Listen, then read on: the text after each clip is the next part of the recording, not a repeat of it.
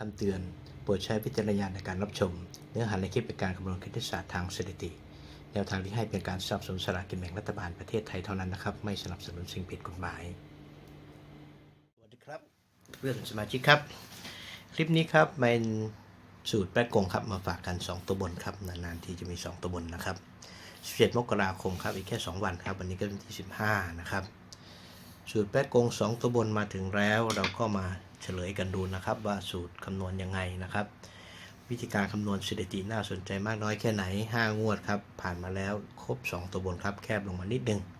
โดยทั่วไปจะมีแค่3ตัวบนนะครับเราก็เอาสูตร2ตัวบนมานะครับให้ลองดูจะเป็นยังไง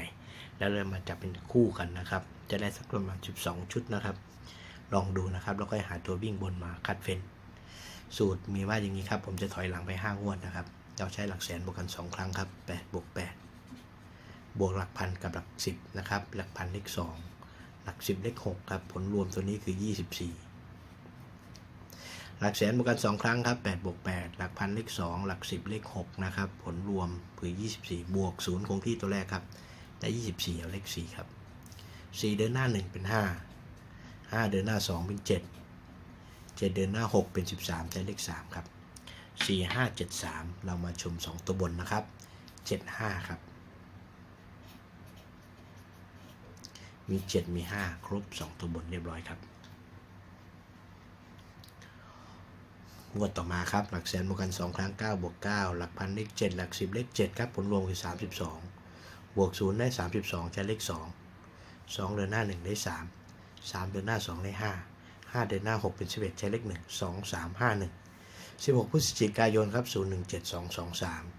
ออก23ครับมี2มี3ครบ2ตัวบนเรียบร้อยครับสูตร2ตัวบนนะครับ2งวดผ่านไปแล้วครับคราวนี้เราก็ดูสถิติกันเลยครับงวดที่3เราได้เป็น0บวก0บวก7บวก2เป็น9บวกตัวเลขคงที่จะเป็นเลข9028ออก522ครับนี่เป็น22นะครับเลข2นี่เข้ามาครบเรียบร้อย2ตัวบนงวดต่อมาครับ4บวก4 4บวก4บวก3บวก2ครับเป็น13บวกตัวเลขคงที่ได้เป็นเลข3 4 6 8ครับ3 4 6 2ครับผลการออก924ครับ24มี2มี4ครบ2ตัวบนเรียบร้อยครับเป็นว่า4งวดผ่านไปครับแปะกง2ตัวบนงวดที่5ครับงวดที่ผ่านมาล่าสุด5บวก5บวก9บวก2เป็น21บวกตัวเลขคงที่ได้เป็นเลข1240 30ธันวาคมครับ510541ครับออก41มี4มี1ครบ2ตัวบนถูกต้องครับตามสถิติ5งวดเราก็ต่อเนื่องกันเลยครับแปะกง2ตัวบนงวดที่6วันที่17มกราคมที่จะถึงครับหลักแสนบวกกัน2ครั้งครับ5บวก5หลักพันเลข0หลัก10เลข4ผลรวมคือ14บวก0คงที่เป็น14ได้เลข4ครับ4บวก1เป็น5 5บวก2เป็น7 7บวก6เป็น13ใช้เลข3รอผลครับจัดเป็นชุดนะครับผมก็จัดเป็นชุดเราก็จะได้เป็นเลข4 5 5 4 4 7 7 4แล้วก็4 3 3 4ครับเดี๋ยวเราจะใส่ตัวนี้เป็นตัวหน้านะครับ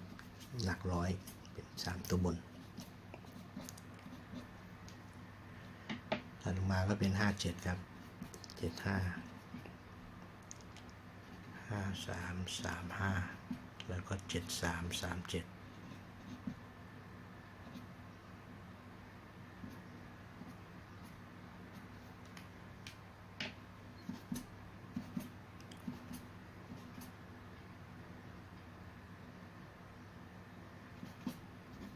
นี่ครับเราก็จะได้เป็นทั้งหมด